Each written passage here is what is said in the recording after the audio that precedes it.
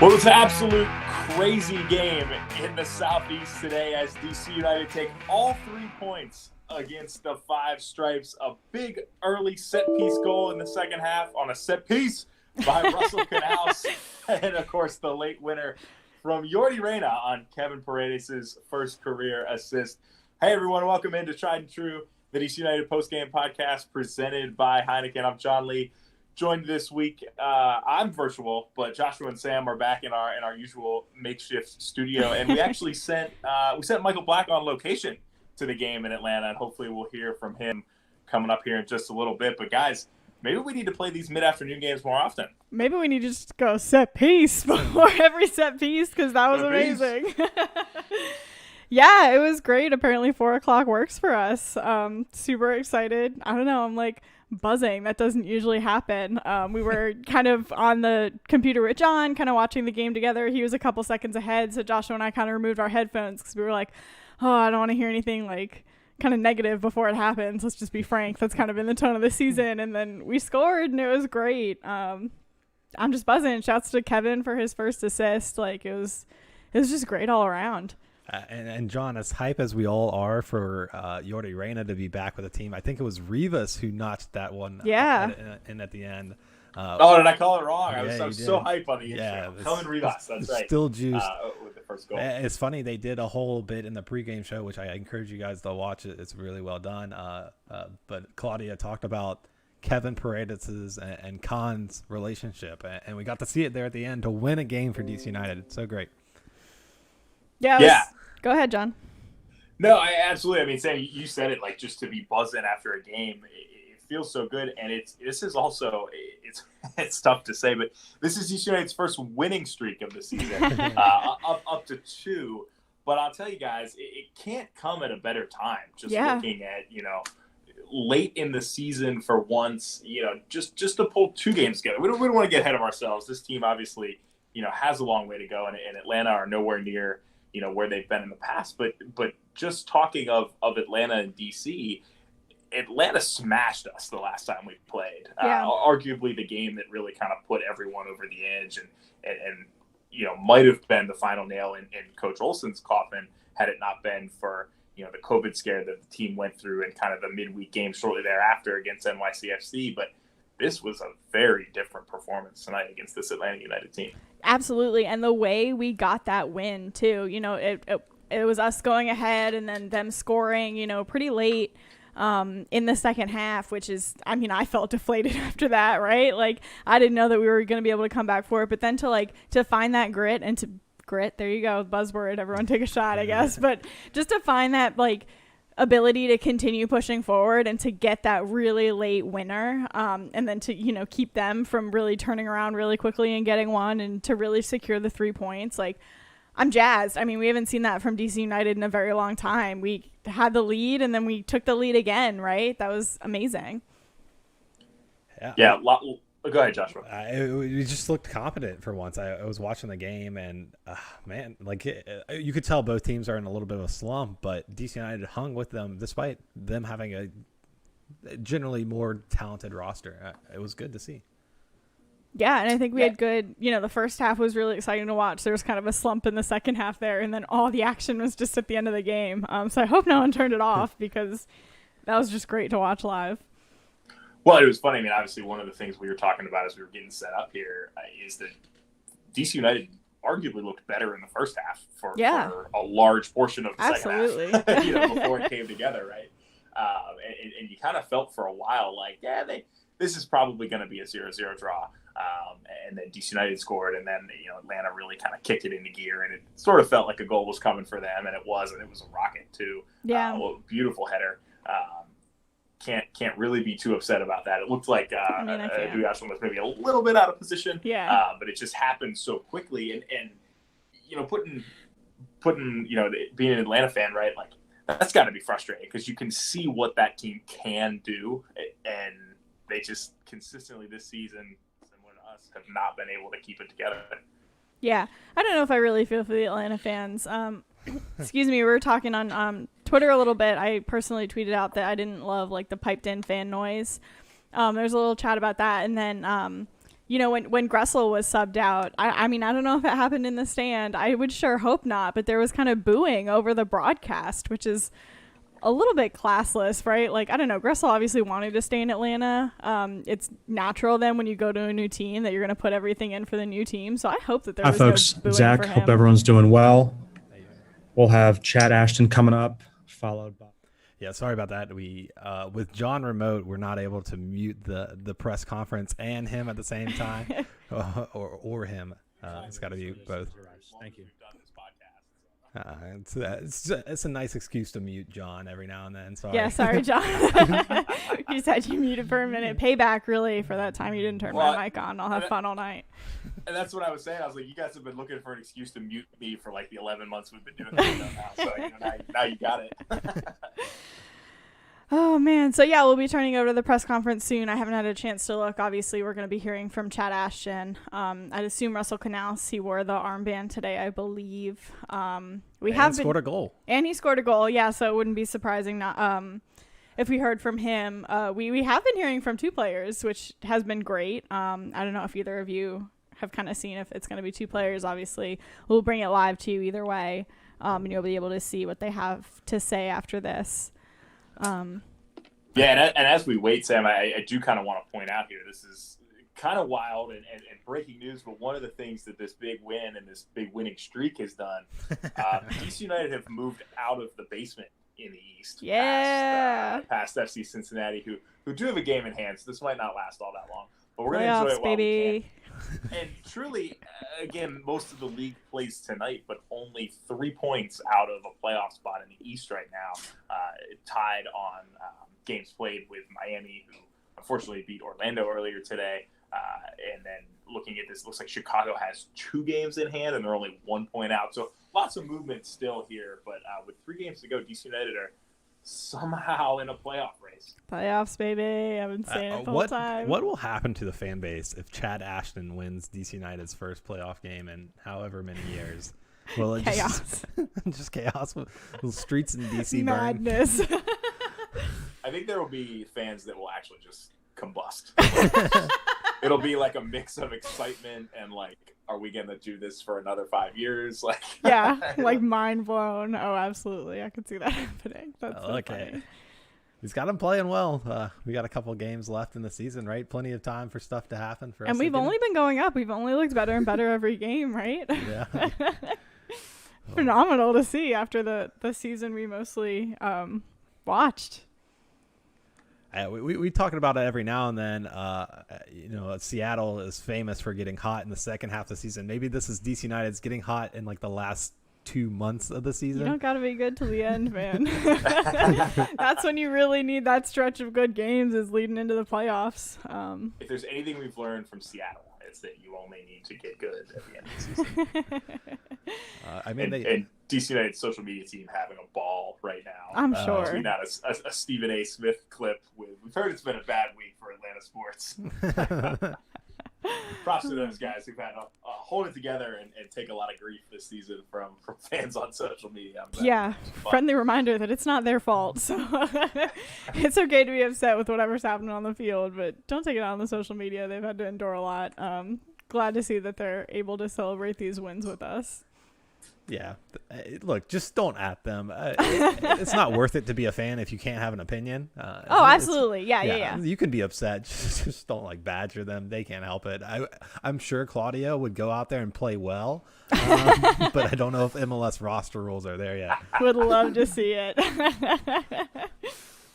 So while we wait for the press conference to start, let's talk about the first goal, which, interestingly, I thought could have been a fair penalty shot with somehow Atlanta managed to take down Donovan Pines in the box on the long ball in, but Brad Guzan has got to make that save. That was You're happy to shocking. see a guy like Russell Canals, get back on the board after a tough season with him, injuries, red cards. Oh, absolutely. Not being eligible to play. He did. I said not being eligible to play, but still doing it. Yeah, it's been great, and this is a multi-goal season for Russell now. I think he pipes up to. What is he, second in the Golden Boot race now? Because we got a bunch of guys stuck on second. With Pines and Briant, yeah. Oh, all our defenders. But yeah, it was a good goal. People on Twitter were talking about how Gressel was growing into this game. He didn't start out hot. Hey, Chad, it's Zach. How are you? Good, Zach. How are you? Good, man. And Congrats on the win, Coach. Thank you. Heading over Appreciate it. here any second. All right, folks, we'll go ahead and get started. Reminder, as always, raise your hand. We'll go to Steve Goff first. Steve, go ahead, buddy. Chad, thanks for your time.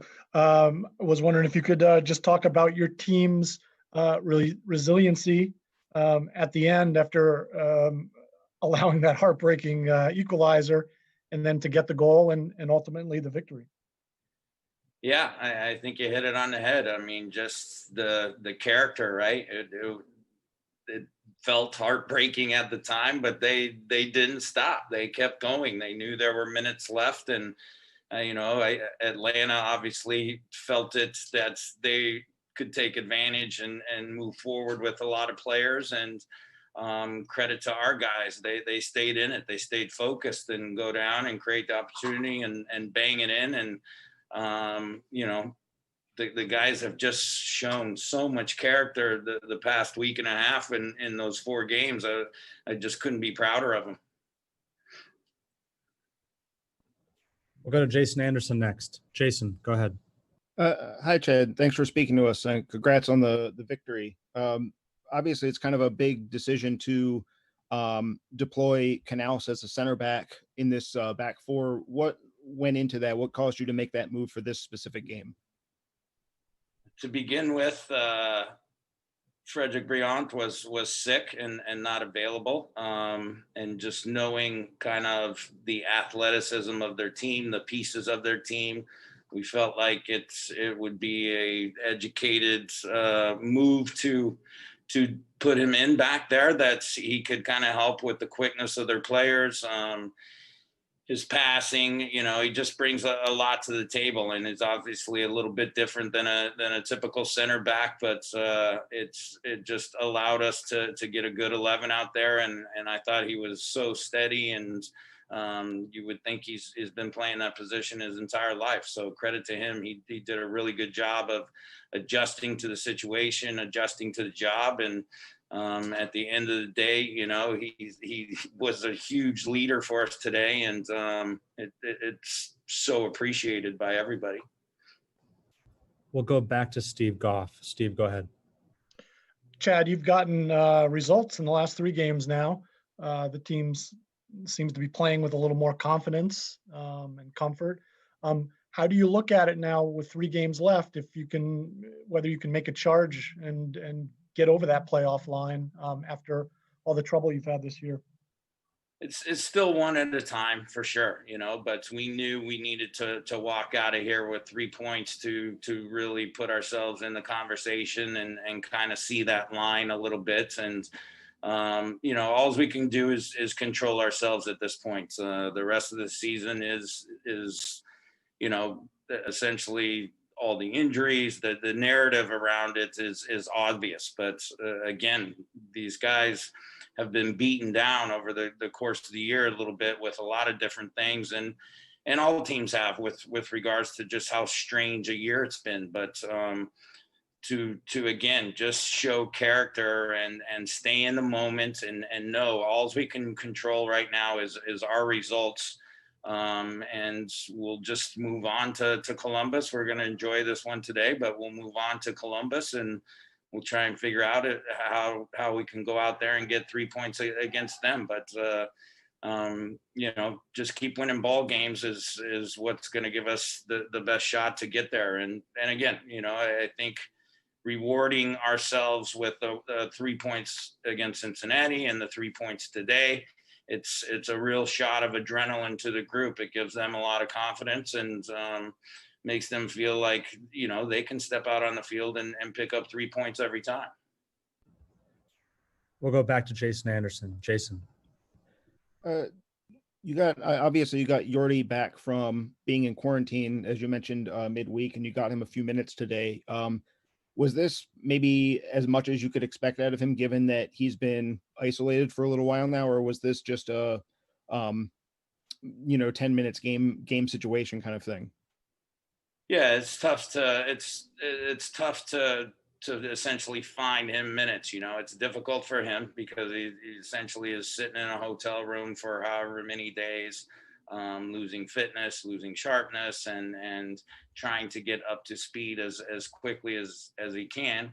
And, we wanted to get him out there, get him in a situation where he could succeed. And I think, we managed that pretty well tonight with regards to his minutes. He was a contributing factor out there, and you can see he's got a desire to win as well. So we'll continue to try and, push forward with him and get him as many minutes as possible. But it has to be within the context of the group. We'll take a couple more questions, Chad. We'll go to Jose Umana next. Jose, go ahead. Hey, Chad. Just overall, how has Gelman fit into the groups, especially now that you've taken over? Now you see a little more of him. How have you seen him just gel with the group and his performance today to get that goal and that opportunity? He's a great guy to begin with. He gets along with everyone. He really has shown the group that he cares, that he wants to be a factor in moving the group forward and getting results. And he's doing that on a daily basis. And essentially the past few games, we've alternated he and Ola with regards to starting, and told him to, just empty your tank as well as you can. Go out there and leave it out there, and then we can bring another one on, and he comes on fit and he can be a factor. But you see his qualities in training. He's a big, strong guy. He's got really soft feet. His hold-up play is excellent, and when given opportunities, he can smash a ball. So he can finish things. If we can get him, he and Ola, more opportunities in and around the box, I think both of them can score goals. Final question, Chad. We'll go to Mauricio. Mauricio, go ahead. Thank you, Coach, for your time. Noticing that the two subs that were in, Kevin Paredes and Helmin Rivas, were the ones that make the winning goal, because he was the assistant for the goal. How do you see them both playing together, as you saw today, Rivas and Paredes? I think they understand each other. They've trained with each other long enough that they know what to expect from each other. They know what things to look for in and around the box. But, obviously our subs did a great job in coming in and affecting this game in a positive manner for us. And it's just a great play. It's a great play by Kevin, and it's a wonderful finish by Rivas. So, if you can get production from your subs coming into games and they're affecting the game in a positive way, especially when guys are out there tired and later in the game, it's a huge plus for the team. But it's fun to watch. It's fun to watch these guys get rewarded for their hard work and continued drive within the entire context of everything. Chad, appreciate your time, man. Thanks again. That was interim head coach Chad Ashton at the podium talking about those 3 points that we just got over Atlanta. Quick update. Something that really stuck out to me was the fact that, when asked about the playoff push, he said it's just one game at a time. And I think that's the mentality that this team needs to have going into these games, right? I mean, playoffs are kind of a little bit still of a long shot. I think we're going to make it, but we have more than a 0% chance. I think we're going to make it. But I appreciate that was the mentality that he is bringing to this team, and I'm sure he's kind of hammering it in with the players too. John, what do you think? Yeah, for sure. And I mean, one of the things that's absolutely how you have to look at it, right? I mean, I think as fans, Sam, you probably embody it the most out of all of us, is dreaming of the playoffs, right? Is what we should be doing. Hashtag we want 5. Rory, Hellman, hello, how are you guys? It looks like we're ready to go back. Good, thank you. Great. Hellman, congratulations. We'll go ahead and get started. Folks, we do have translation here, so go ahead, raise your hand and ask a question, and we'll make sure we get you answers and questions translated. We'll go to Steve Goff first. Steve, go ahead. Hellman, congratulations on your goal. Tell us about your emotion and your joy in scoring the winning goal in the final moments of a game? Hablar de tu emoción y lo que trataste de marcar el gol para ganar el partido.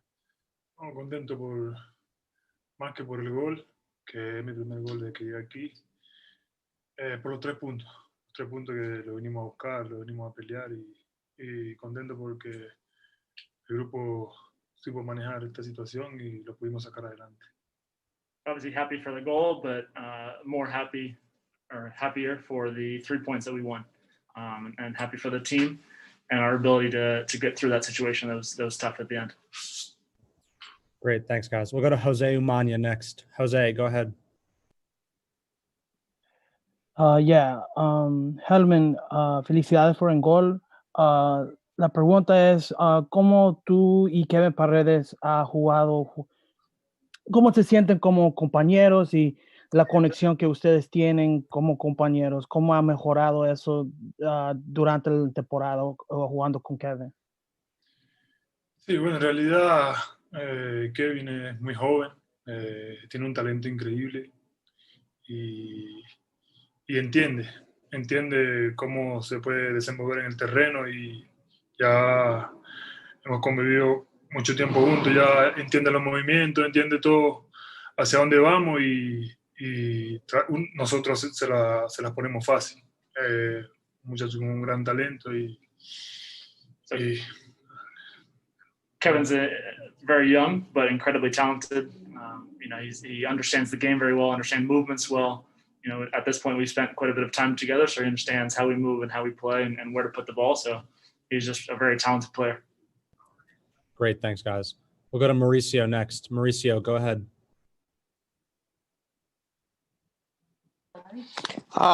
Felicidades, Helmin, por tu primer gol con el DC United y el winning goal. ¿Cómo te sentiste al entrar y pues ser ahorita el que le dio los 3 puntos al DC United? Ya como que respondiste un poco, pero ¿cuál es esa sensación de ahorita ser tú el que le dio los 3 puntos fuera de casa a DC United? En realidad, contento con el triunfo y en lo personal, contento también por el gol y por darle los 3 puntos a nuestro equipo, que a eso fue lo que vinimos, hermano. Yo las sensaciones que tengo son las mismas de que llegué aquí, tratar de ayudar al club, tratar de hacerlo, la cantidad de goles que se me presente. Hasta ahora es el primero que hago, pero contento con los 3 puntos y contento con el grupo más que todo. So again, happy for the goal, for my first goal, but more I'm happy for the team and 3 points. My feelings for my position here are the same as before, as when I first got here. Help the team when I can, and that's what we came to Atlanta for, to get the 3 points. So happy for the goal, happy for the 3 points. Great, thanks, guys. We'll go to Mario Amaya next. Mario, go ahead, buddy. Helmin, felicidades por anotar tu primer gol con el DC United. Quiero preguntar cómo te sientes de cómo el equipo se pudo llevar la adversidad después de que Atlanta había empatado el partido. Sí, bueno, yo pienso que el partido en un momento llegó a abrirse un poco y estábamos esperando también en un contragolpe tratar de hacer el segundo gol y poder abultar el marcador y cerrar el partido, pero no se nos dio, ellos se nos vinieron encima, nos lograron empatar, pero no perdimos la cordura, estuvimos siempre con la cabeza en alto y esperar una chance que sabía que no iba a quedar y gracias a Dios me quedó y pude concretar y dar los 3 puntos y nos vamos contentos a casa. The game started to open up a little bit, and we were kind of waiting for the counterattack moment to get that second goal. That didn't happen before they tied the game, but really proud of the guys for keeping their heads up and staying focused and staying in the game, because we knew that we were going to still get more chances, and luckily we got another one, and thank God it came to me, and I was able to put it away. One more question, guys. We'll go to Jason Anderson. Jason, go ahead. Helman, congratulations on the goal and the win. Now that you've been here for a few weeks, getting more time to connect with your teammates and incorporate yourself, how do you feel you're doing in that regard as a part of DC United being a newer arrival? Pasado un par de semanas ya acá, ¿cómo te sientes con el grupo y con el club y de formar parte de este equipo? Y bueno, yo apenas llegué no he tenido esa suerte de poder conectar en los partidos y ahorita en 2, 3 semanas ya me he sentido bastante bien. El club desde que llegué igual me ha brindado mucha confianza y es un grupo bastante compacto, bastante compenetrado, entonces solo que hay que correr con esa suerte y poder actuar de la mejor manera para ayudar al club. And when I first came, it was a difficult moment for me. I wasn't able to connect on the field as well as I wanted to start. But the past 2-3 weeks, it's been coming better and better. So improving there. Off the field, the club's been great and keeps giving me confidence every week. So just kind of have to keep running with that luck and continue getting results. Thank you, Hellman. Thank you, Rory. No more questions, guys. And that was DC United's forward, Hellman Rivas. I think we've seen that he's been making some more connections on the field. The fans have definitely enjoyed seeing him more on the field. I see shouts on Twitter all the time about seeing him. I think next up we're going to have Russell Knaus, captain of tonight's game. And goal scorer. And goal scorer, yep. But anything that... right? Did anything that Rivas say stick out to you all? What stuck out to me is that the team was looking for a second goal before they conceded. That's probably would not have happened a couple weeks ago under different administration, but sometimes that happens. Like, look, it's smart to defend and wait for a counterattack, but at least they were trying to do that, and it didn't happen like that necessarily, but they got the second goal. So that's really positive to me to hear that the team is playing like that and thinking like that. Yeah, you're absolutely right, especially with like where we are in this season right now, right? We can't really just sit back and like take points from games anymore. That you'd generally be happy with a point away, especially in Atlanta, right? But like the fact that they had that mentality to go for the second goal, you're right. I think that says so much about how this team is doing right now. Yeah, they didn't quit, and that's what you need. That's what you'd like to see all season long, but that's absolutely what you need, when you're in a playoff push like this.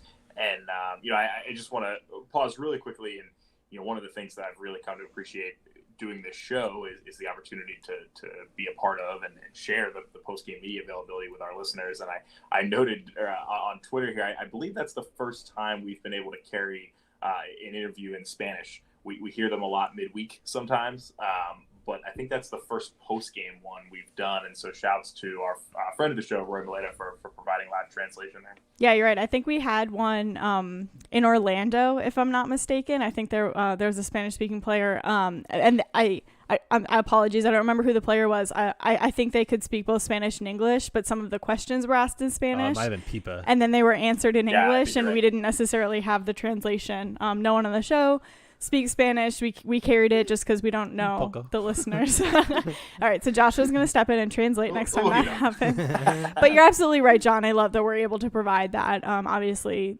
there are a lot of Spanish-speaking DC United supporters, and it's great to hear from those players and be able to get that translation for those of us who took a different language in college. Yeah, and one of the things I joke with you guys, before we went live tonight is Joshua, I know Rivas, when he was signed, was not someone you were super excited about bringing in. It just didn't show quite the ambition. And I agree, like that was, not the level of signing I think any of us were hoping for at the time. But just to see him, be the one to put that away, it's exciting to see some of these attacking players make a difference, because for so long this season, and even, tonight with Kamara not having, largely absent, it felt like out there. It's good to see, and you can tell the excitement from listening to him. Yeah. Hey, Russell, it's Zach. How you doing? Like hey, Zach. What's up? Congrats on the goal, buddy. Great result tonight. Thank you. Awesome, folks. We'll go ahead and get started. Steve Goff, go ahead. Hey, Russ. Thanks for your time. Congrats on the goal. What do you think's going on the last couple weeks with this team getting some results and seemingly seems very hungry and comfortable? Yeah, I think we were able to put some good performances the last couple weeks that gave us confidence from game to game to build. I think our focus on just making sure we think about game to game and not where we're at in the table and where we want to go. I think the focus has been great. We've been able to just have more overall belief in the locker room, and trying to see out this season the best way we can and finish it the best way possible. And tonight we took another step. We survived. We got the 3 points, and now we look to Wednesday's game to continue that streak. Thanks, Russ. We'll go to Jason Anderson. Jason. Hi, Russell. Congrats on the win. Chad said that with Fred being ill this week, that they made the decision to play you at center back. I know you played there in a back five or a back three a couple of games earlier this year. How do you feel like you dealt with it playing, on a 4-4-2 playing center back? Yeah, it's definitely different playing in a back four because you're obviously isolated more with just having the two center backs. I haven't played there since youth national team days, other than, like you said, a couple games ago in terms of a back three. But I felt comfortable there. Tried to make the best effort possible. Obviously, was communicating, trying to be a leader from the back. A lot of those little things, I think, make the difference as well. So I'm always ready to sacrifice and give my best effort for the team wherever the team needs me. And Chad obviously told me he needed me there, so I was ready to go. Go to Mario Amaya. Mario, go ahead. Hey, Russ, congratulations on the victory. I just want to ask, this is your first goal since the start of the season against Colorado. How did you feel, and can you walk us through the moment of prior to the goal? Yeah, it feels great to be able to get on the score sheet. I thought we were going to pull out the game with a clean sheet. That would have been nicer, but overall we got the 3 points. In regards to the goal, I just obviously had a good connection with Julian again. We didn't really talk it out beforehand, but my job on the set piece was to go back post. I tried to lose my man and then just head the ball down, which made it, I think, tough for Guzan to keep it out of his net. So I just am glad I was able to contribute tonight and help the team get the 3 points. No more questions, Russell. Appreciate your time, man. All right. Thanks, guys. See ya. And that was a DC United captain tonight, center back, goal scorer extraordinaire, Russell Knaus. Joshua made a good point during the press conference that, new coach could mean new captain. And I feel like Russell really did a good job with the armband tonight. What do you all think? I think, we've seen the armband move around quite a bit. I think it makes a whole lot of sense for someone kind of in the center of the park to wear it. We've seen it rotate from Frederick Briant, who I was not tracking his illness, so he was unavailable to start, but he was in the team, it looked like, at least. And so, I think Russ is another guy that's, a natural fit for it. I still think, if we're talking long term, I think it's kind of destined for Paul Arriola at some point next season. I really think we're going to see that. But we have to keep in mind Steve Birnbaum's obviously out for the rest of the regular season, and I don't necessarily know that he's done anything to lose it. Oh, yeah. So it'll be fascinating to see next year. And obviously, I don't think that was what you guys were pointing at all. But just that's been one of the reasons why we've seen it move around so much this year is, guys just can't stay healthy, and somebody's got to be the captain, right? Oh, yeah. I mean, I'm wearing a Birnbaum jersey right now. Like, I'm a Birnbaum stan through and through. So absolutely love to see him hold the captain's armband. But I think that it only helps the team if there's a little bit of competition for the captaincy, right? That's not necessarily something that players talk about. It's not as though they necessarily gun for it per se. But I think if there are multiple leaders on the team and there are multiple options to give it to, like, that only helps the team, right? And also sometimes, like, the best leaders are the ones sitting in the back of the room, right? You don't need to be the one who, like, actually has the armband to be making a difference on this team. So just seeing the players have this ability to kind of step up, and that's something I've been very critical about in the past. I feel like this team has lacked a little bit of leadership, especially when we go through those really hard stretches of games. But just overall, I mean, that just speaks to the overall flip of mentality that this team is experiencing right now. And I'm, like, so excited for the rest of the season and also to see what happens next season. It's been funny to watch. I'm on YouTube duty tonight, but it's been funny to watch the parallel conversations you guys are having with them. They mentioned as well, Knaus is a good shout, but Bill is a good candidate. Some other people agreed with John about Arriola getting the armband. I personally would think you need that in the midfield. You need that kind of midfielders are all over the field, so they're able to yell at the ref at any moment. Which is technically like per the rules of the game what it is, right? Like that's the person who's allowed to really speak to the ref. But you guys are absolutely right. And there were times this season when we were in a rut, and we had those guys out, and maybe that's a factor in there that we didn't have the leadership because of injuries. So maybe the injuries are just bigger than they seem themselves. We lose Birnbaum, we lose Areola, we lose Bill for a good bit now. We don't have all those veteran presence on the field to tell these new guys how to play. And kind of surprising tonight. What do you guys think about none of the kids started tonight? A very much veteran squad for DCU. Yeah, that's exactly where my mind was going. Basically, it was like what these young kids are experiencing. I'm not surprised to see that none of them made the start tonight. I think, it's going to be a little bit more touch and go, especially, as we get closer to potentially that playoff push. I love hearing that that's not necessarily what's on the guys' minds, but it's like kind of in the back of their minds. Just going a little bit off track, but still about the young kids, like that says something about like the way that they're being asked to step up in this team, right? You see a lot of other teams across the league, like Philly specifically, they have these young kids coming in, but they're coming in with a lot of veterans around them, and those veterans are able to really guide the game and help them grow into the game and kind of show them how to be an MLS player. The 22 under 22 list just came out. Congrats to Nyman, he was named to it. I was a little bit surprised that Paredes had come off of it, but I think it's that much more that Naaman was added to it because of all the difficulties that DC United has had to face, and he doesn't necessarily have those like veteran key players, like in Birnbaum and Flores and Canales that you would expect who would be around a player to help them elevate. So the fact that he's able to elevate himself, I think just speaks volumes. Yeah, well, and I think, going back to, just talk about, the kids not starting tonight. I agree with you, Sam. I think that was the right call. And I think a lot of it for me really just centers around the fact that, both Assad and Gressel have some history with Atlanta.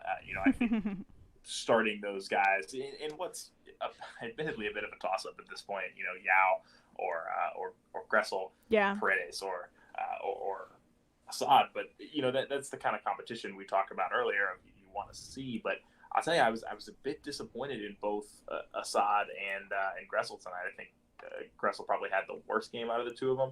Yeah, I'd agree with that.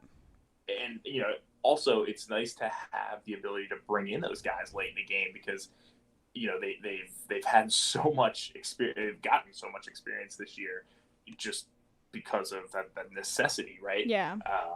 But they've also, because of that, they're more talented than they were.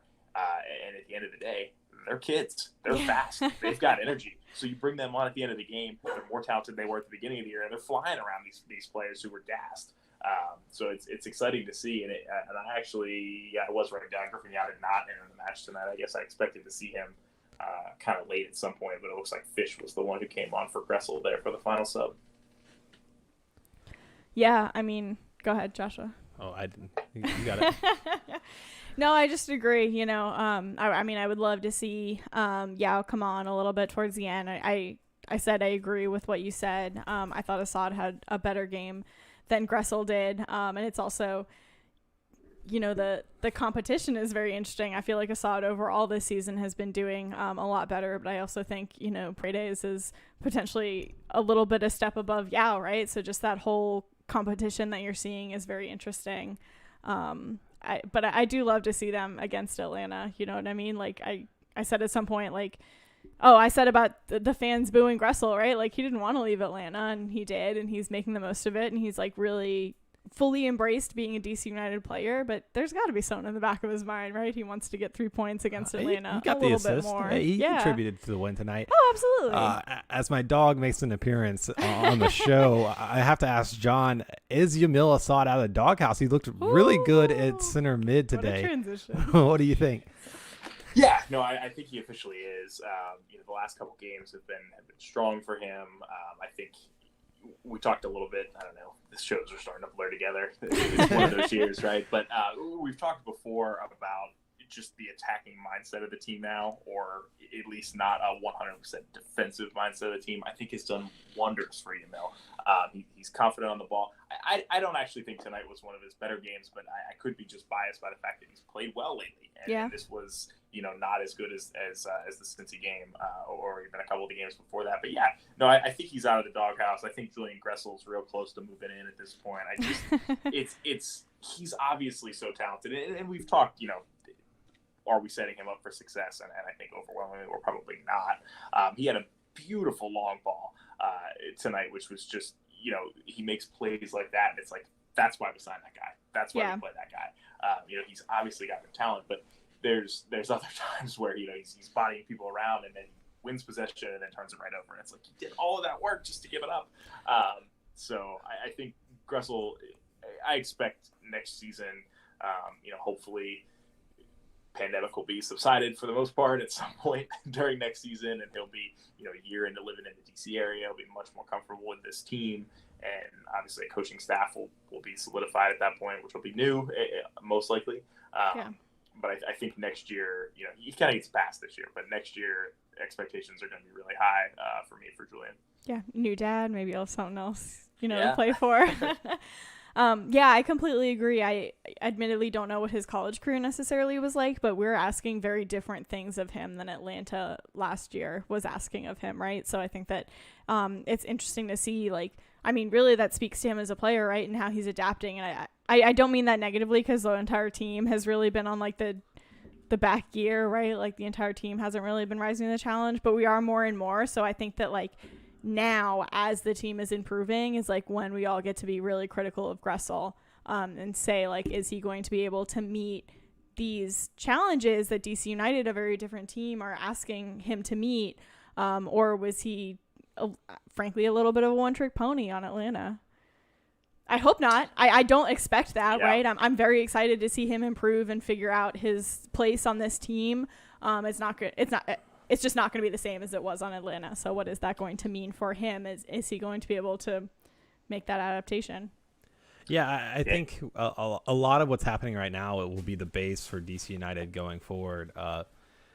We're seeing some players who maybe we took a shot on get some reps and do well, like Rivas, and we're seeing some players who maybe were utilized the wrong way get out and get some good performances in, like Gressel and Assad, and hopefully the new management comes in, a new plan is designed to get more out of those players, and then we bring in new players to in the spots that we're hurting at.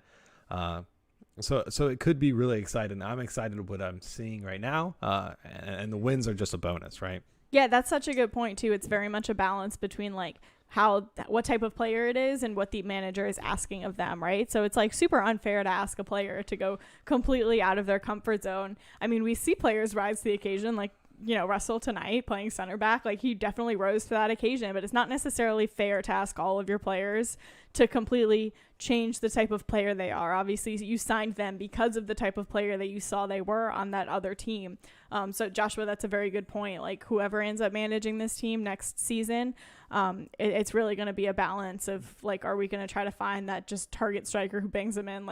Martinez, obviously the threshold of being a player like Martinez, we're probably not going to really meet that.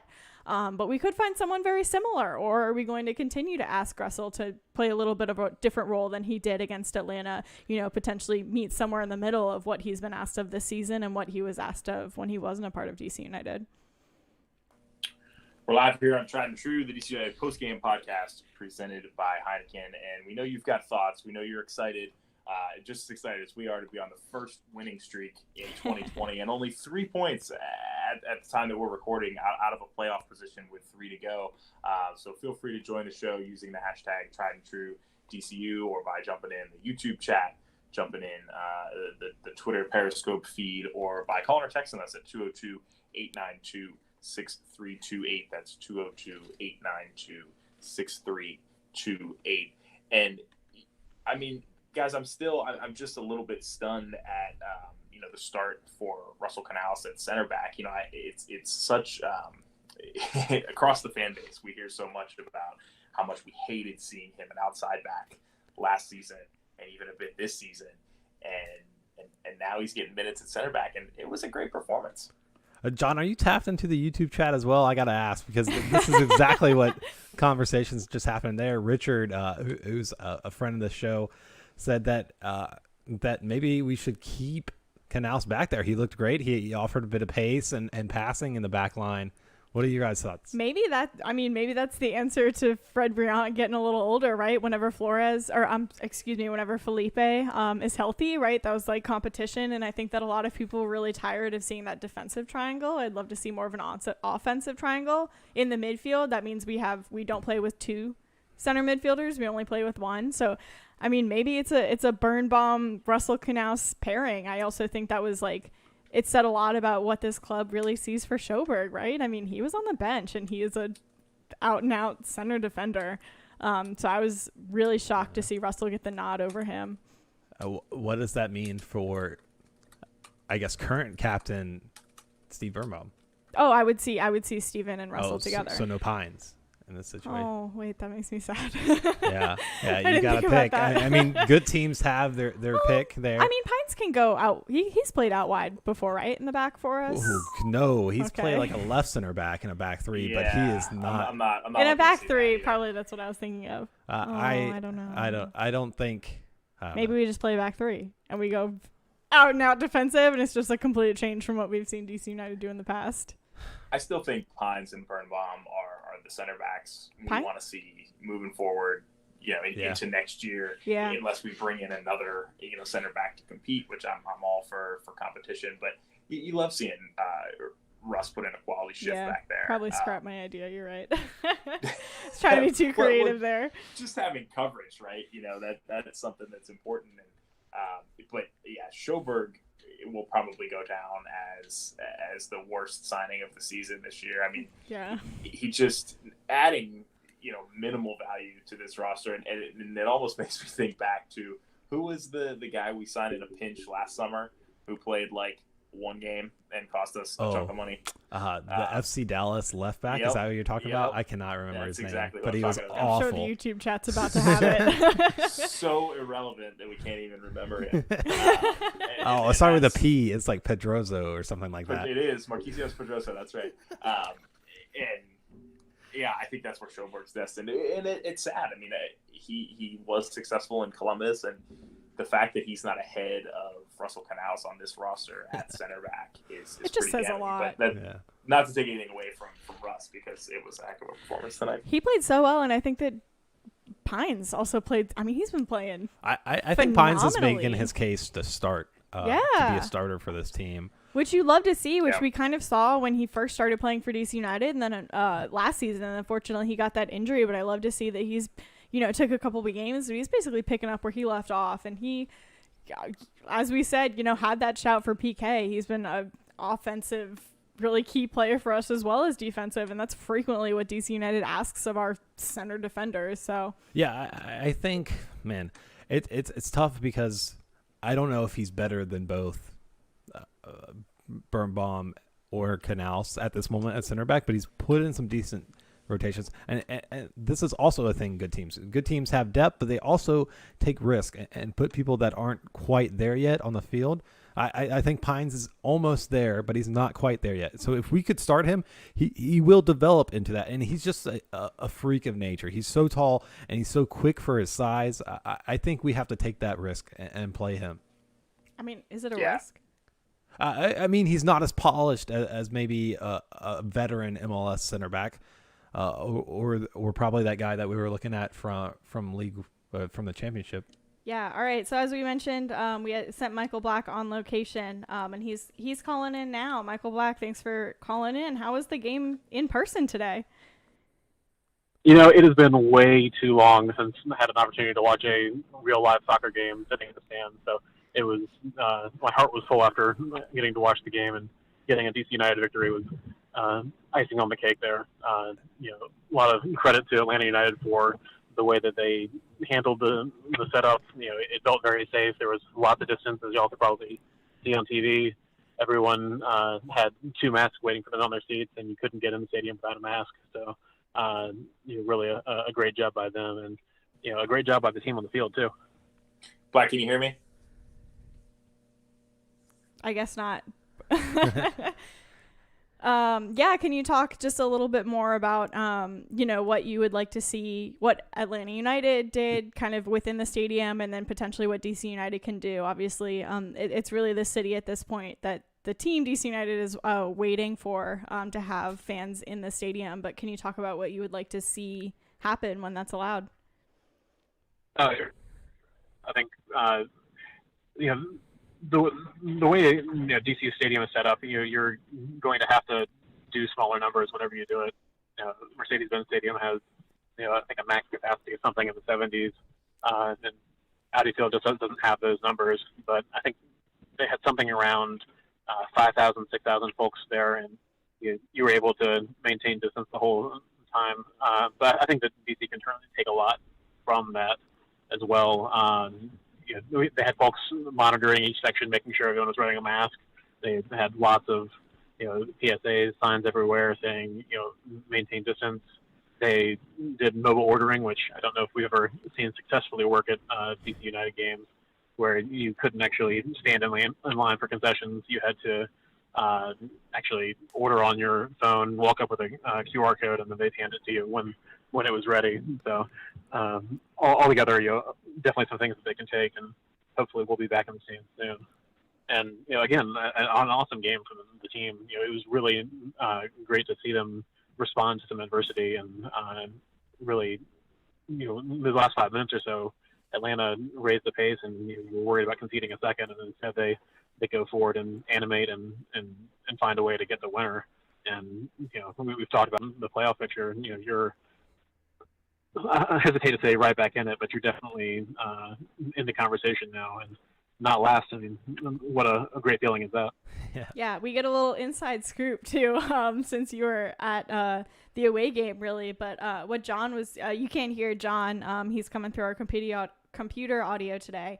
But what he was going to ask is if you could talk a little bit about the feeling in the stadium when Atlanta scored that equalizer. Do you think the Atlanta fans thought that they were going to be able to pull out the winner, or were they worried about conceding again? I think that the atmosphere in the stadium was definitely leaning towards we've gotten a goal back. There's an opportunity to see if you can get another one here. Obviously, Atlanta has had a tough season as well. So I don't know if there was the same level of confidence that they may have had in some previous outings, but you definitely felt, especially, you saw on the final goal, it was, built directly off a counter. So they were throwing guys forward, trying to make it happen. And I think even to the last moment when you saw Brad Guzan go up front to try to make up for his goalkeeping blunder earlier, there was still a thought that, maybe that's going to happen, but in the end, great for DC to pull it out, and so happy to see both Rivas and Pines put the back of the net. Not Pines, sorry, Canals, yeah. The other center back. Right? Yeah. Thanks again, Black, for calling in. Really jealous that you were able to go. I mean, we win when one of us is at Mercedes-Benz. I was for that Miami game. You were tonight. Do you have any kind of final thoughts before we let you get back to traveling back safely to where you're staying in Atlanta? Sure. Yeah, absolutely. And, have a great show, guys. Also, my man of the match, since I'm not going to be on for that segment. I'm tempted to give it to a goal scorer. I think Bill Hamid, really came through for us tonight. If he hadn't weathered the storm early, especially in that first half, you're not in a position to get those 2 late goals to pull it out. So my man of the match, Bill Hamid. And have a great show. Thanks, Michael. Black. That was a great shout. We'll definitely talk about that when we get to our man of the match segment. But that was Michael Black, our other co-host on Tried and True, who was at the game tonight. It was great to hear that a lot of safety measures were in place. Great. I mean, great that he was there to see those 3 points. I'm really jealous. Yeah, and also we're now learning. I'm learning from the opposite end that apparently I can't talk to callers when I'm on this end of the connection, which is interesting. Hamid had a great game. He didn't really have much of a chance, I think, on the goal that Atlanta scored. So that's a good shout by Black. Yeah. And also, props to hear, he sent us a couple pictures pregame about how they had, seats zip tied off. Yeah. So like even if you wanted to try to move around and sit closer to friends, you couldn't do it. It sounds like obviously they're trying to do what they can, to make the experience. But just thinking of how many games we've watched on TV, from the Benz, that place was quiet today. There was some piped in audio. Yeah, let's talk about that. Crowd, right? But it's awesome, and I'm so happy that Michael got to see a game in person. But it can't be the same because it's just not the same on TV. Yeah, I mean, I was at Audi Field yesterday. DC Scores did a very safe charity event. Their one night, one goal. It's typically an auction event, which is what it was tonight. Saw Ben Olsen. He looked like he was doing well, doing his usual Ben Olsen craziness and pulling out some last minute auction items. Lots of money was raised for DC Scores, but it was just crazy. I went with another supporter, and we're just talking about how weird it is to kind of be back in the stadium. We were walking up to the stadium. We were just like, man, like, what are we living through right now, right? We should have been at like all these games. This group had talks of traveling to Atlanta. I think it was supposed to be the 4th of July game. Yeah. We had been chatting about traveling down. So, I mean, it's just a crazy world we live in, really. So, yeah, but it's good that fans are starting to get in the stadium. I know there's a lot of hesitation, obviously, if people don't feel safe, not encouraging anyone to go, but it does sound like teams are doing their utmost to make it safe for the fans who want to see these games live. Yeah, watching the presser tonight, it made me kind of miss this team. I'm used to watching Russell go out there and go all out for 90 minutes while I watch, and you have to miss that as a soccer fan. And yes, I bet it was a completely different experience for Black and everyone in the stands tonight than normal, but also than us. I'm so tired of going to DCUnited.com /stream. It's like saved into all my devices now. Although I'm thrilled with being able to do that and shell yeah. out hard-earned money for a stream that doesn't work, because it's been, other than the one hiccup, the team's done a great job of making this available. We do have to give them the credit there. Yeah, it'll be interesting to see the path forward, how we get back to full-on entertainment in stadiums. I'm excited. Could you guys imagine the atmosphere, like just this group, even if we weren't doing the show, right? Like if we were down there with the supporters groups. Winning on the road is hard. Yeah. Winning late on the road is hard. Big points. The energy would have just been. We'd probably still be in the section. Oh yeah. Singing, waiting to be let out of the stadium. It's just. I miss it so much. Oh, me too. And we're all a part of the Scream Eagles. We're hopefully friends of all the supporters groups. But I miss going out to bars too, right? And like kind of continuing, that's a little bit part of why you're a soccer fan, right? Is like the friends you make and the atmosphere you bring, and just being able to celebrate like this. We're happy to celebrate with all of our listeners, either live or if you're listening later. That's why we come directly after the show. But I am excited when we're able to do it in person again. We have a friend too who's in Atlanta. I want to say it's Brian Greenberg. Oh yeah. Right? Is he lives in Atlanta and the surrounding area, so it would have been so much fun to be able to travel down and kind of meet up with him. He's in the chat. I've seen him comment about hey, what's up, Brian? Yeah, woohoo after we secured 3 points. Was it the patented Joshua Morgan in the stadium? Woo! Like that. Yeah. It was a woo. I don't know what you guys are talking about. Don't listen to former He's too episodes, drunk to especially when remember. I was allowed to drink during a sporting event. Anyways. Oh man. Man, what else do y'all have to say about this game? we are a post-game show. So it's been mentioned a couple of times in different formats, but I like the first one, so I'll go with this. We played 4 different strikers tonight, I think. Kamara, Sorga, Rivas, and Reyna all played striker for DC United tonight. What is working? Who do you like the most? Who do we need to get rid of? Basically, is what is the discussion in the chat. Right? What are they saying? I'm so excited. I love our YouTube chat. It's always so soccer knowledgeable. So what are they saying? It really is. There's a lot of talk about only needing one physical striker. Oh, man. I would love to see the reasoning behind that. I've been very vocally against having one hold-up striker. I'll argue tonight. I think DC United was terrible in the first half because of the 2 strikers. We had not as many numbers in midfield, and we weren't. What's the point of having 2 strikers on the field if they don't ever get the ball? Because I mean, it's all about. Go ahead, John. No, I was just gonna say what's particularly interesting about that concept to me is I felt like in the first half we were either blasting shots from 30 yards out or we were trying to just continue to send crosses in, but the crosses in were occurring so late. So while you had the 2 strikers in the box, you also had 4 defenders in there. Yeah. Well, that to me is like the rest of the midfield needing to rush into the box. Something to help. Yeah, well, that's fair. But whether it's counterattacking or something to get the 2 strikers actually playing off of one another a little better. Yeah. Would make me, at least support a 2-striker system more. Yeah, I'll give you that same. That system works when you have like a in behind striker, a striker that'll run behind the lines, and then a hold up striker like that'll head things down. I don't think we're seeing that interchange between the 2 DC United but strikers. Also, I think that's because we don't have the hold up striker, right? And when you just play one up top, that's what you need is a hold up human. You're not forfeiting them in favor of the person who's running behind or whatever, because that person is generally in the midfield anyway, right? I'm not advocating for 2 static forwards, right? I'd love for them to be dynamic. I'd love for one to kind of push up and one to drop back. I'd love for that to be an interchange, right? But we have never had or signed the type of forward.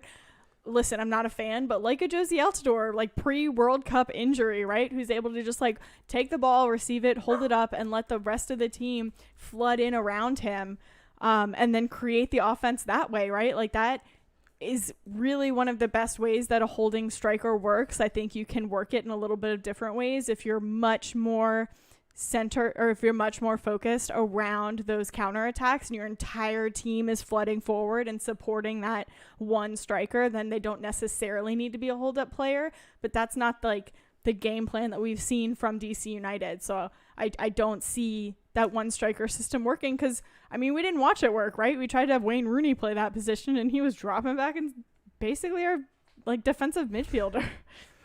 It came up in the chat, and the question is Minnesota United are looking for another striker, but I'll extend that to any other team sends an offer to DC United right now. Do they take it, or should they take it? What do you mean? What offer? For Kamara, Ola Kamara. Okay. For a tiny, maybe not anything, maybe just a 3rd-round draft pick, just to get him off the books. No. So not for a 3rd-round draft pick, and I say that because I don't think the Super Draft hasn't been producing a ton of talent for the past few seasons, and this year in college soccer has been all over the place with leagues cutting down on games and also the NCAA extending eligibility. So this year of all years, I don't know that there's going to be much out of the Super Draft. So in that specific example, probably not, but.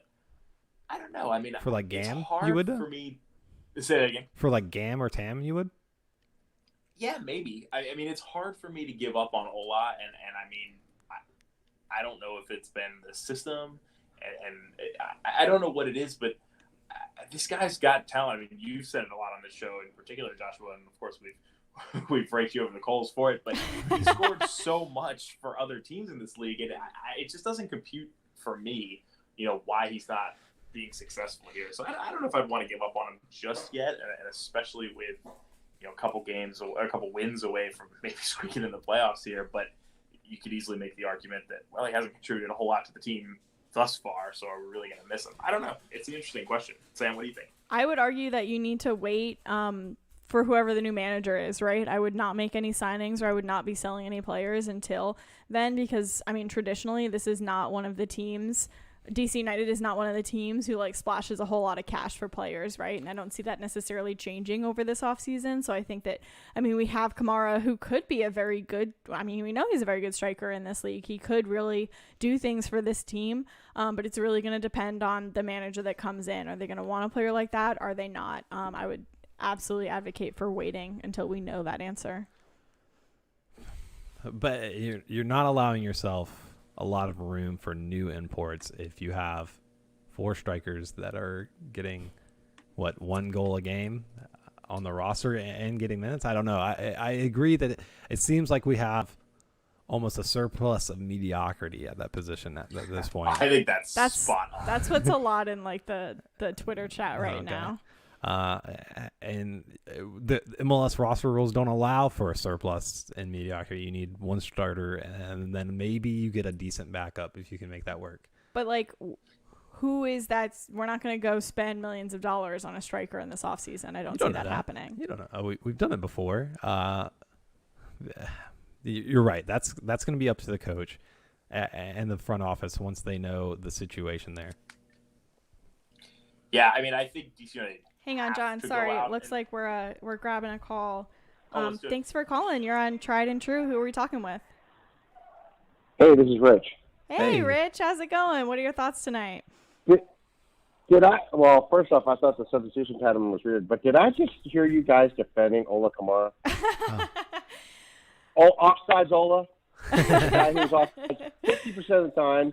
And if he makes a run, he's either pouting because you didn't play the ball to him right or whatever and blame someone else because he can't shoot, or he's gassed. He walks more than anybody I've seen on that field. He'll run, and then, he'll run down there and press the goalie. The goalie will pass it over, and Sorgo will be on that guy, and he'll have to pass it back to the goalie. But Kamara's already gassed, so he can't even go back and get back on the goalie and make a pass, make a play at it. He is so slow. He's lost it. He's not in shape. It's quite obvious. And he's not a good scorer. I mean, he's had chances, and he hasn't bagged any of them. Yeah, I hear you. And look, as we've said before, I was the most excited about Kamara from his track record. But I have to agree with you. He hasn't been what we thought we were getting. Do you think Rivas has replaced him on this roster necessarily? Like, going forward, would you rather have Kamara or Rivas? Rivas. Man, Rivas works hard. He holds people off the ball. He possesses it. He doesn't get offsides, and he's out there fighting in the box. If you put him with somebody fast like Sorga or any other forward, geez, he's going to be so much better. I just can't see. I know that they keep playing Kamara because they got so much invested. The management's probably saying, look, you got to play all the guys who paid all this money for it because we have to see if they're worth keeping. Yeah. And I don't blame them. That's a fair point. Who can say? Go ahead. How can you blame them? Yeah. I mean, you got to know now, right? Yeah, Rich, that's such a good point. I feel like we do talk a lot about Kamara based on what he brought to other teams in this league. But yeah, I think that's a really fair point that we also need to look at what he's been bringing to DC United, and we need to take that into consideration. Thanks so much for the call tonight, Rich. Yeah, but your thing, if Minnesota wants a forward and they ask for Kamara, if you can get a bag of Doritos, you should just take them off your book. I saw that in the chat. I loved it. That's awesome. All right. Thanks so much, Rich. We'll talk to you guys. soon. Yeah. Vamos United. Really appreciate the call, Rich. And what's interesting here is Kamara's really not on that much. I was doing some research there as I'm ineligible to talk to our callers tonight. It's not at all frustrating. But Ola Kamara is really only on 240K, which is that MLS, the numbers from last year or this year? Because I remember. Yeah, this appears to be 2020 numbers. Oh, wow. MLS, obviously, salaries are like a matter of national security sometimes. You can't figure out how much people are making. And also, what I can't seem to find anywhere is how long his contract is good for. Transfer market in particular just doesn't have a value there. So are we stuck with Kamara for a couple more weeks, or is it a couple years? I can't seem to really find that data anywhere. And Joshua, I think right before the call, you made a really interesting point about, we're kind of saddled with mediocrity at that position. And it's interesting because MLS, in some ways, you're right. It's not a league where you can afford to do that at the striker position. But in other ways, because of the way the rosters have to be constructed in order to comply with roster rules, you're almost forced to be saddled with mediocrity somewhere. And where is that within the roster? And the striker position, DC United have got to sign somebody. And looking at if that's true, if that 240K number is true, there's not a ton to get off the books. But I think Rich is right. I mean, he has it's been over a calendar year now. Maybe the leash is too long, and sometimes it's time to just cut bait and see what else we can do. It's got to be a Cool Ranch at least is what I need. Yeah, and also no Frito-Lay, we're interested in a sponsorship deal, so just hit us up, triedtruedcu at gmail.com. Send a complimentary bag to Rich.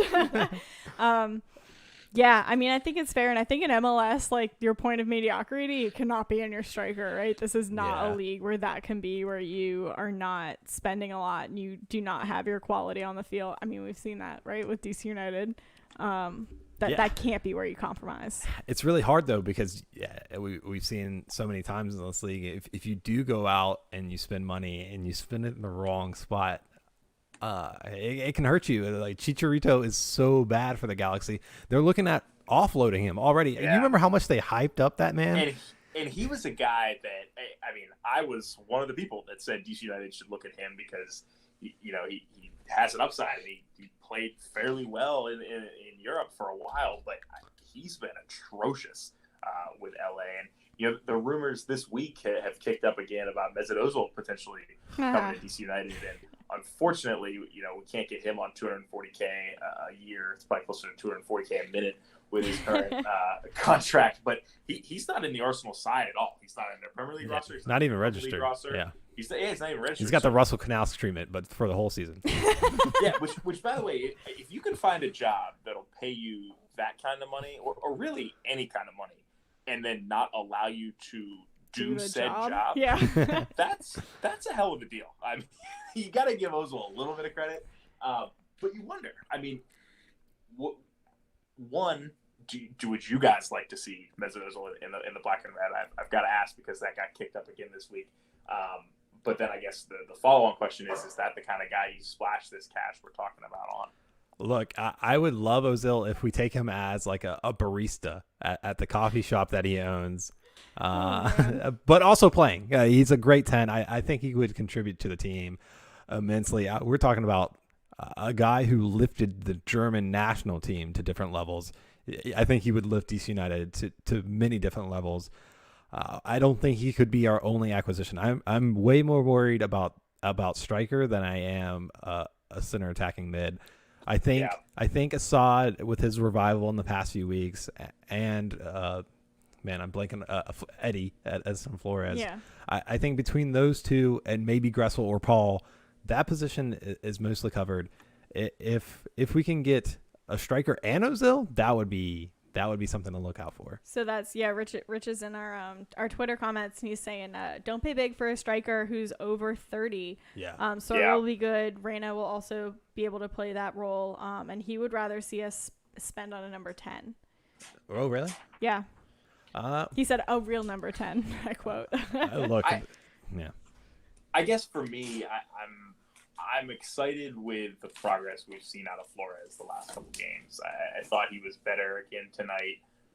Not as good as the last couple of games. Again, I think he took a little bit of a step backward, but definitely in a better position than he was prior to his injury. Yeah. And even, Orlando was kind of a mess for him. So I think he's another one that next season I'm going to have really high expectations for him. And I actually think he can beat him. That's the kind of caliber signing I'd like to see at striker because, under 30, check, international slot, okay, but going younger, going South American, that seems to be where the league as a whole is finding success. And, there's a risk factor there, right? It's a new country, it's a new league. In many cases, it's a new language. But I think that the ceiling is much higher on those guys than the over 30-year-old retirees, right? Yeah, and that's where I was getting with the Chicharito comment and kind of tying in Ozil. I would almost want our new acquisitions to be high dollar players that we haven't heard of yet, because it seems like the ones that we've heard of before, the world renowned guys on the back end of their career, they come in and they flop half of the time. So I would love to see our scouts being used if we have those still, and finding some guy that's on the cusp of breaking through or has broken through in Liga MA like Flores had done, and we bring them over here and then see if they can tear it up. I mean, Joseph Martinez and Giovinco were on the bench in Italy. They were multi-million-dollar signings for MLS, but they weren't day in, day out starters. They weren't bagging all kinds of goals, but they had the talent. and that was scouted, and then the teams took a risk to sign them and bring them in. Yeah, I completely agree. I'd also love to see DC United, spend money on our academy. I completely agree. I'd rather splash money, a little bit less money on these players who are kind of breaking through, and then be able to see what they can do for DC United, and then also just really invest in our youth program. And that's obviously a much longer term solution, but I think it's phenomenal what we've seen from the kids just this year. We've already talked this episode about what they've been able to do given all of the obstacles, but they've still kind of broken out and done really well for the team. So I'd love to see us continue to invest and continue to improve, because that's just, it's a long-term commitment, but it's one of those ones that usually plays out in dividends. Yeah, and speaking of players, this is a good time as ever to transition into our Man of the Match segment. But before we do, I want to shout our friends at Across the Pond who have been handing out gift cards left and right now that the Washington men are finding 3 points. But if you didn't win one of the gift cards from liking their tweets, you can, of course, use the promo code podcast for 5% off your order, whether that's in person or take out to go. They'll hook it up. And unfortunately, they don't have the Giants crowd tomorrow because we lost on Thursday, but here we are. So shout out to the friends at Across the Pond. Who wants to go first tonight on Minute Man? We already heard Michael Black's choice on the calling line of Bill Hamid. Yeah, I thought Bill Hamid was a really good shout. There were definitely a couple keep saves he made. One in particular stands out to me, where he couldn't really collect it, but he made sure to volley it out. So that way there wasn't really a rebound. I would agree that he really didn't have a chance of saving the goal against. That definitely wasn't his fault. So I thought that was a pretty good shout. I'm going to go with Donovan Pines. I think he had a really good first half. I think he's just been feeling himself. He had one forward run in particular that he kind of ran up and then just played this ball forward across the field. Oh, we've gotten requests to talk about this pass. Yeah. Oh my gosh. I'm going to dream about that pass. It was phenomenal from a center back. It was I don't know, the stuff dreams are made of. It was just a beautiful soccer pass that really set DC United up well. And I just think he's really growing into himself. I think he has such a promising future at DC United. And I think what he's been able to do, especially we talk about giving Russell a lot of, props for playing in that center back role, but he's still a veteran of this league, right? He's been playing for many, many years, and Pines is still definitely that newer player, and he has had to play with many different center back pairings. So just seeing all that he's able to do, obviously the center back pairing is so important, but just seeing him be able to adapt to whoever he's playing next to, I think he played phenomenally tonight, and I'll definitely give it to him. So for me, it comes down to it hurts because I thought a lot of guys did pretty well tonight. I thought Russell looked really good filling in the back line. His header to get the first goal was great. Khan coming off the bench and scoring the second goal. Paredes with the assist, that link up there. I'd love to see that. Assad is improved. Russell with the assist coming back to Atlanta. Every player who played for DC United who's getting your man of the match, though. I thought it was decent. I'm going to give it to Bill. I thought the first half was really bad for DC United, and if he doesn't make those saves, then we're in a rut that we don't come out of. That's what happened last time we played Atlanta. Man of the match, Bill Hamid for me. Yeah, Vegas is disappointed, Sam. I think the odds were pretty high that you were going to give it to Paredes there for his first career assist. But listen, my honorable mention will go to Junior Moreno. I thought he was motoring around tonight. He played that's a good super shout. well. Kind of an underappreciated guy oftentimes out there. So I loved what we saw out of him. But I'll actually give it to Russell Canals. Sam, I'm going to give him maybe a little more credit than you did for playing out of position. But I totally agree with you. He played super well, plugging in next to Pines, who, Pines is one of the more consistent players on the field at this point with injuries and formation changes, right? But still young. Pines was the veteran center back tonight. I don't know how many other times in Russell's career, across in Germany and the youth system and stuff that he's played center back, but he played really well, right place at the right time, really on the goal. But he's had a tough season, and I'm super happy with his performance tonight. So he's my man of the match. Yeah, we've got a couple shouts for Paredes in the comments, so I know people are backing me up. It's great that he got his first assist today. props to him. Yeah. I just hope we keep putting him out there and letting him get into the mix, because it seems like he does good things when he gets chances. Yeah, definitely good spread of men of the match tonight. Yeah, and as we look ahead a little bit here to other MLS games that matter, it feels like our intent all season was to talk about, what are the other games with our rivals or within the group or within the, who would we be playing in the MLS's back knockout stage. That didn't quite all go to plan, but being in a playoff race here, wow. NYCFC taking on Montreal here in just under 8 minutes as we record live. That's a big game. Rooting hard for NYCFC, which hurts me a little bit, but not quite as much as one of the other games kicking off at 7:30. That's Chicago at home taking on the Red Bulls. And guys, we got to root for the Red Bulls in this one. We need Chicago to continue to drop points if we want to get into the playoffs. So two teams we actively despise on this show, and we need them to come up big for us tonight in order to keep DC United with a shot. We're saying we got a shot. And Sam, I don't know. I don't think 538's updated yet, but I gotta believe we might be above less than 1% shot at this point. Literally anything over 0. We're probably at 1% now. Hey, it's huge to get that carrot. More than 0, I'm in. I'm all in. We're making the playoffs. I believe it. We'll do this again on Wednesday night as DC United take on not the team you want to be playing right now, the Columbus Crew. That game, it appears, kicks off at 8 p.m. Can't stay consistent on kickoff times. That is an out of field. 8 p.m. kickoff, so 10 p.m. show for us. What did we miss, guys? I want to hit on the Columbus game. They've got a couple of injuries that they're getting their guys back, but they're not 100% strength. And the rest of the schedule besides that is pretty empty. So there could be 9 points on the table for DC United. Look, maybe the winning streak never ends. You got to believe in the Sandcastle note. On a sad note, to kind of wrap up the show, Daryl Grove, I mentioned it last show, he entered hospice. He has unfortunately passed away.